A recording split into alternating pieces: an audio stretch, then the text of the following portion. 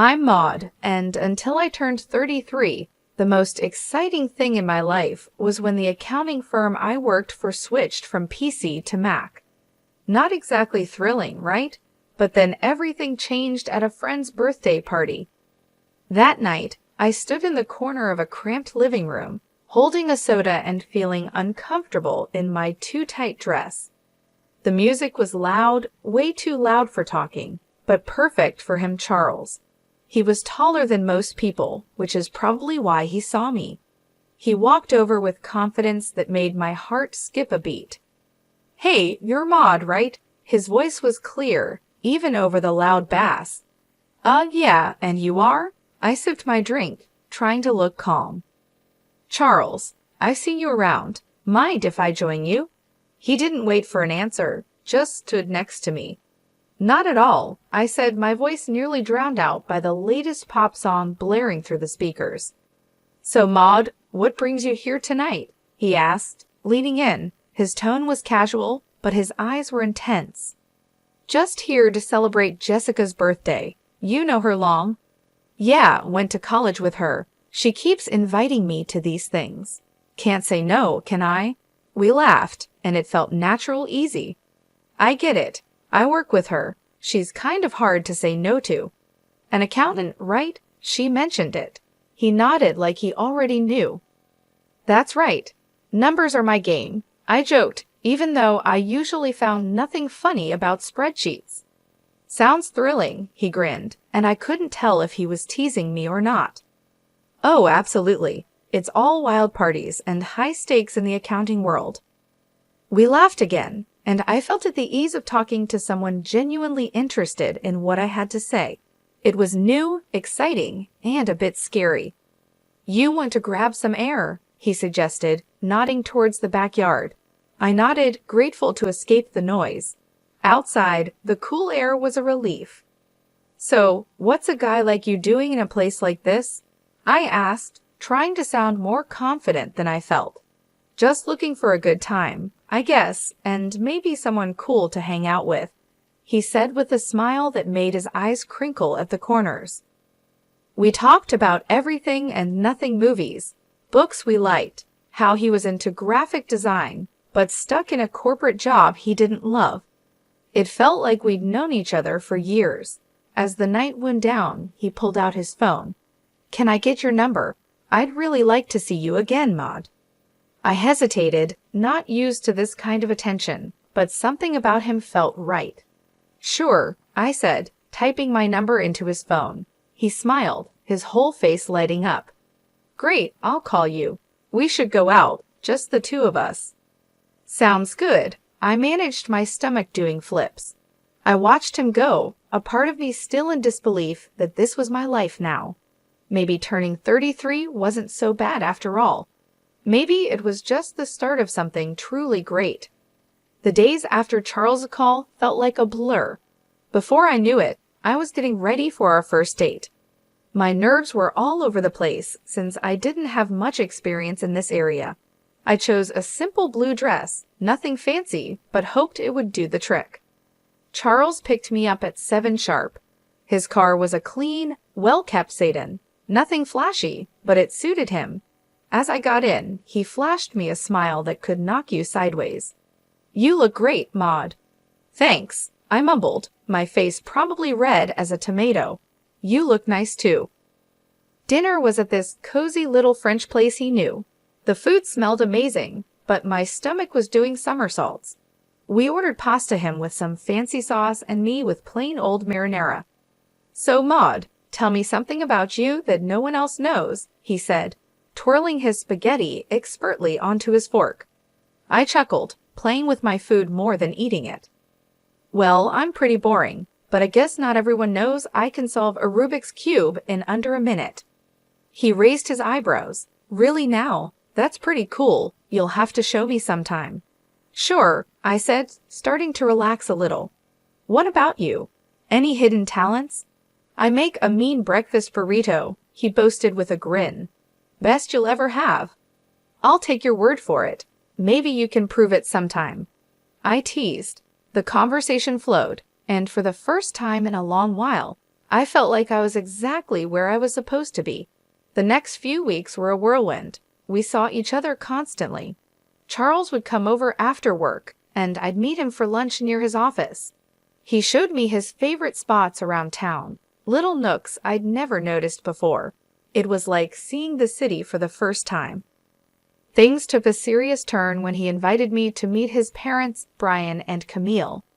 They lived in a small, cozy house full of photos and little decorations. Camille hugged me the second we walked in. "Oh, we've heard so much about you, dear," she said, squeezing my shoulders.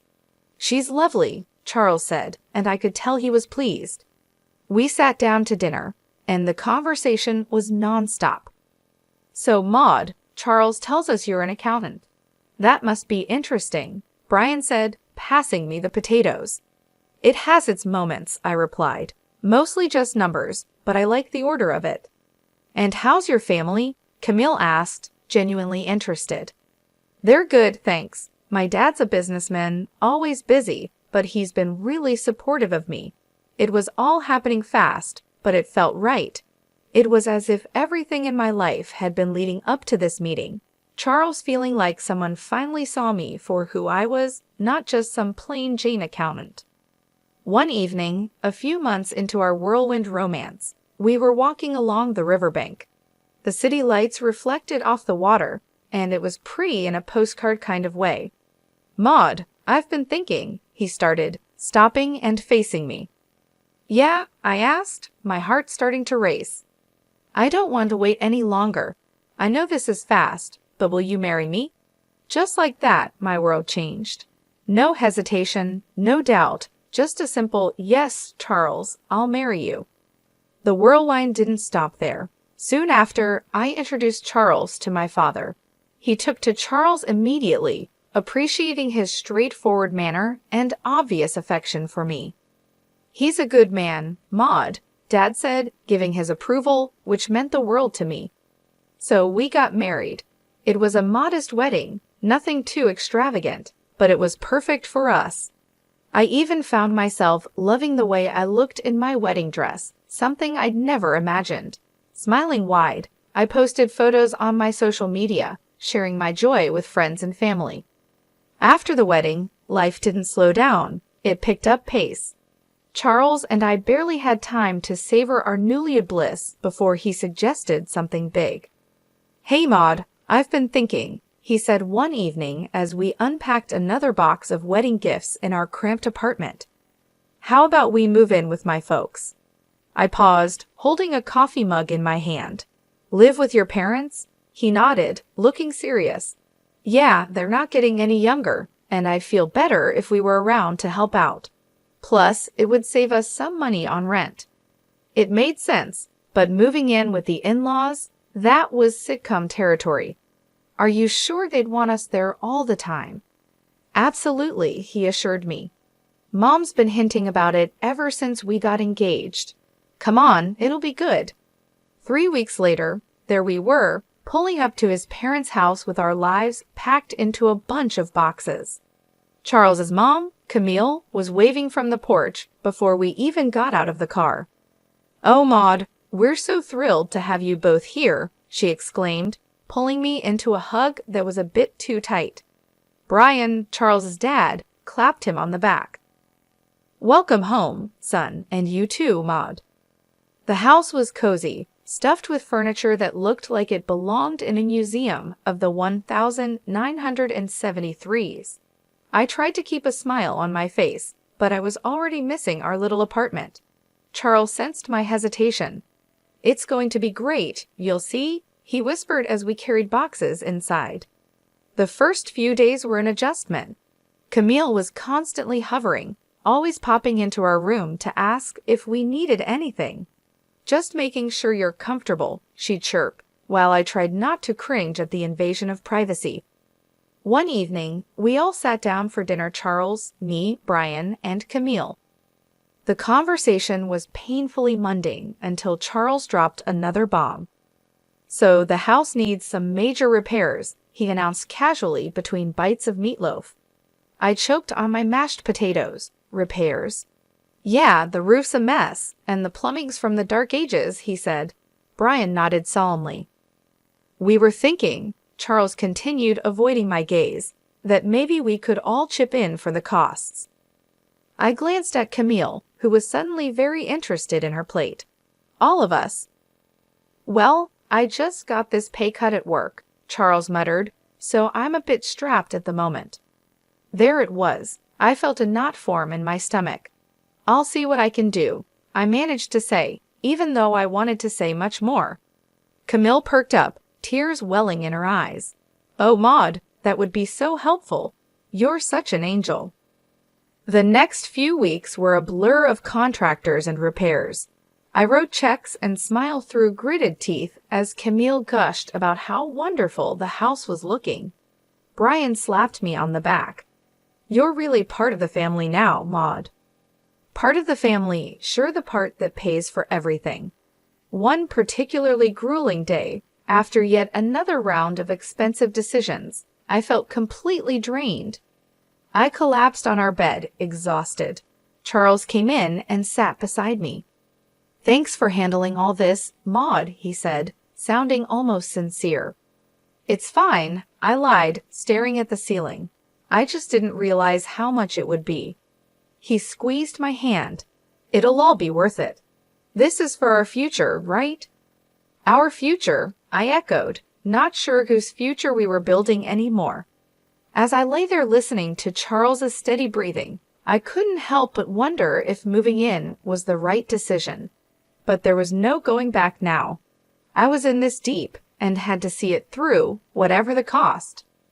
After the renovations, the house looked great, like something out of a magazine. Despite the financial strain, I felt a bit of pride looking around. We decided to throw a small dinner party to celebrate, just the four of us. That's when everything took an unexpected turn. We were in the middle of dinner, laughing and sharing stories, when Camille suddenly got quiet. The room felt heavy all of a sudden. She looked at Brian, then at us, and her eyes were teary. We need to tell you both something important, she said, her voice shaky. Charles and I exchanged looks. What's going on? I asked, my stomach tightening. Brian took a deep breath. The house? It's mortgaged, heavily mortgaged. We owe $300,000, and the bank could take it away if we don't settle the debt in 3 months. My fork clattered to my plate. What? You mean all the repairs we just paid for? Camille started sobbing. We were ashamed and thought we could manage it, but after the repairs and everything, there's just no way. I felt like I was in a bad dream. All the money, all the effort, and it was for a house that wasn't even secure. So, what are you saying now? My voice was sharper than I intended. Well, Charles started, his eyes avoiding mine. I was hoping maybe, Maud, you could talk to your father. Are you serious? I snapped, my voice rising. Ask my dad for $300,000? It's just, after his help, the house would be secure for us, for our future, Charles pleaded. Camille's sobbing grew louder, making me feel like the villain in this crazy drama. Please, Maud, it's our home. We've spent decades in this house. I was furious, but the tears and the pleading wore me down. I'll think about it, I finally muttered, feeling trapped. The next day, I called my dad, hesitantly explaining the situation. To my surprise, he agreed to help, but on one condition. I'll give the money, Maud, but only with a formal agreement, a receipt. I want everything documented. When I told Charles about my dad's condition, he wasn't happy. Why does it have to be so formal? Can't he just trust us? It's $300,000, Charles. It's a lot of money, and he's just being cautious, I argued, feeling the distance between us grow. He'll get his paperwork, Charles muttered, clearly annoyed. The paperwork was drawn up, and the money was transferred. Camille and Brian were relieved, constantly thanking me, but the air between Charles and me had changed. There was a coldness that wasn't there before. Just when I thought my life couldn't get any darker, tragedy struck suddenly. Maud, it's your Kayla, it signs. Her voice came through the line shaky and choked. Your dad, he had a heart attack. It's bad." My heart dropped to my stomach. "What? How is he?" "He didn't make it. Honey, I'm so sorry." The phone nearly slipped from my hand. "No, that can't be right," I mumbled, numb. I hung up and turned to find Charles standing in the doorway. "What's wrong?" he asked, his voice low. "My dad, he's gone," I managed to say before everything inside me broke and I started sobbing. Charles came over and put his arm around me, but it felt like being hugged by a stranger. "I'm sorry, Maud," he said, and it sounded sincere, but I was too lost in my grief to really hear him. Exhausted from another long day of funeral planning and dealing with the agency, I came home earlier than usual. I expected the house to be quiet, but as I inserted my key into the front door, I heard voices from the living room. It was Charles, his tone dripping with frustration and disgust, talking to his parents. "I can't do this anymore. Living with her is driving me nuts. It's too much," Charles complained. His mom, usually so sweet and understanding, replied in a stern whisper, "You have to hold on a bit longer, Charles. We need to figure out what to do with those receipts your father-in-law had. Maud has them now. The sooner I get out, the better. I'll grab those receipts and destroy them, and then I'll start all over again with that rich beauty I told you about." Charles's voice was cold and calculated. I felt a chill run down my spine. Here I was mourning my father, while the people I thought I could trust were plotting behind my back. I realized the family I lived with was plotting behind my back. They weren't the loving family I thought I married into. Instead, they saw me as a way to fix their financial troubles. Rage mixed with shock, but I knew I had to keep my cool. So I slammed the door loudly as if I had just come in, disrupting their scheming. "Oh, Maud, you're back early. How did everything go with the funeral plans?" Camille's voice shifted instantly to one of concern, her eyes wide with fake innocence. I forced a smile, my stomach turning. "It's all coming together. Thanks for asking." As I spoke, I could see the quick glances they shot each other, their faces a mask of fake concern. It made my skin crawl knowing their true colors. But I realized that showing my cards now wouldn't help. I needed to be smart. I needed to protect what was mine and possibly even get some justice for their deceit. The funeral was somber, the air heavy with grief and murmured condolences. But as the ceremony wrapped up and we returned to Charles's parents' house, the true colors of the family I married into began to show. As we gathered in the living room, sipping on lukewarm coffee, Charles's demeanor shifted. His usually charming facade crumbled away, revealing something more sinister. With a cold laugh, he looked straight at me and dropped the bomb. "Maud, pack your things. You need to get out. I've got someone else now, someone better." His words should have felt like a slap. I pretended to be stunned, but before I could respond, Camille chimed in with a snide giggle. "We've really had enough of you, dear. We only put up with you for your money." "What about the house?" I asked, feigning innocence.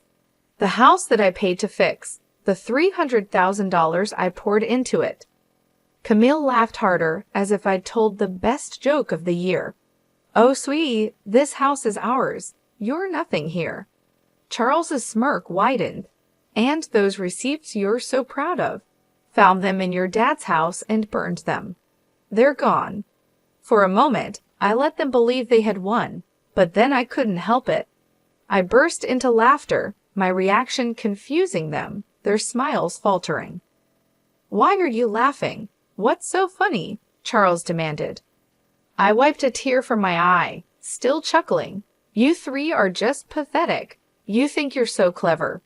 The receipts you destroyed, they were copies. The real ones are safe with my lawyer." The color drained from their faces. Charles's arrogance turned to panic. "You can't prove anything," he stammered. "I can, and I will," I shot back, my voice steady and firm. "Now, I want my money back, all of it, or my next call is to the police." Charles and Brian looked at each other, their earlier confidence replaced by fear. Brian, usually so bold and brash, began to plead. "Maud, please, let's talk about this. We can sort something out." With the truth out and leverage in my hands, negotiations with Charles and his parents dragged on longer than I expected. It was clear they were trying every angle to sway the terms in their favor, but I wasn't about to budge.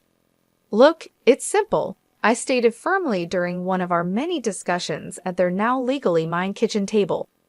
"The house gets transferred to my name in exchange for the money. That's the deal. No more games." Finally, they relented. We all agreed that the best course of action was to make everything official and legal. I insisted that everything be documented by a lawyer and confirmed with the proper papers. "I want no corners cut," I emphasized. At the lawyer's office, the atmosphere was tense as documents were signed and notarized. I watched closely as each signature was applied, ensuring there was no room for further deceit. Once everything was finalized, I collected the documents related to the transfer and turned to Charles's mother, who looked deflated yet somehow still carried a hint of her former haughtiness. "I'll be keeping these in a safe place," I said, holding up the papers before slipping them into a folder, just to ensure no one is tempted to pull any stunts. With the legalities handled, the divorce proceedings were straightforward. Charles was quiet, his earlier arrogance nowhere to be seen. When the final papers were signed, I felt a weight lift off my shoulders. A chapter closed. On the day they moved out, I stood on the porch of my now fully owned house and watched Charles, his mom, and Dad carry their belongings to a rental van. Their movements were slow, the mood somber. I couldn't help but feel a mix of satisfaction and sorrow. This wasn't how I imagined my marriage ending, but under the circumstances, it was the best possible outcome. After everything settled down, and I began to enjoy my newfound peace, word got back to me through friends about Charles and his situation. Apparently, the grass wasn't greener on the other side. His mistress had dumped him not long after our divorce, and his parents were now crammed into a tiny apartment, a big downgrade from the comfortable house they once had. It seemed karma had caught up with them quicker than I expected. Despite their situation, they started reaching out to me, bombarding me with calls and messages, probably hoping to weasel their way back into my life or at least my house. But I was done with their deceit. I blocked their numbers without a second thought and blacklisted them on all social media. It was liberating to cut the final threads that connected us. One afternoon, as I was enjoying a quiet moment with a book in my living room, there was a knock at my door. Peering through the peephole, I saw Charles standing there, a pathetic figure holding a bouquet of flowers. The audacity of it made me scoff.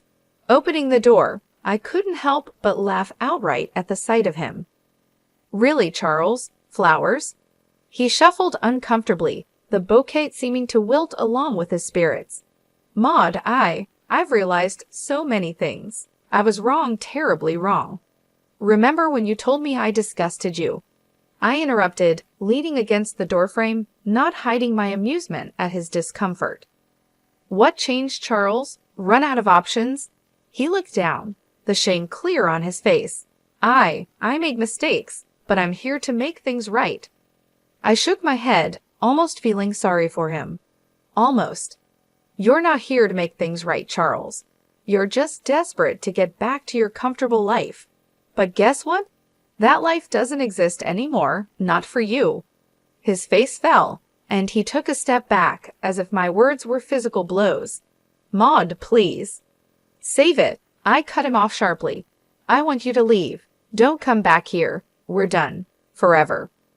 Charles stood there for a second longer, his hope visibly crumbling. Then, without another word, he turned and walked away, his shoulders hunched in defeat.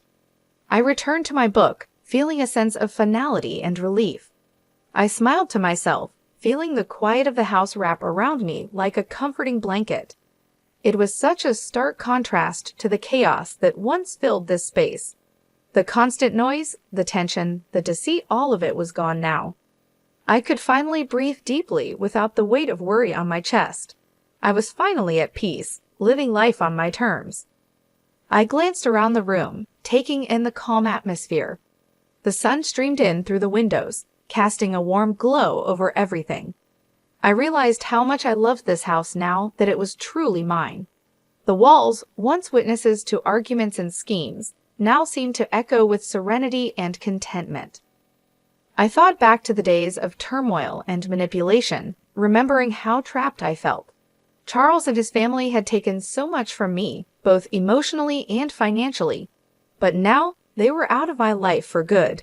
No bouquet of flowers or sweet talk could change that. Their attempts to manipulate me were over.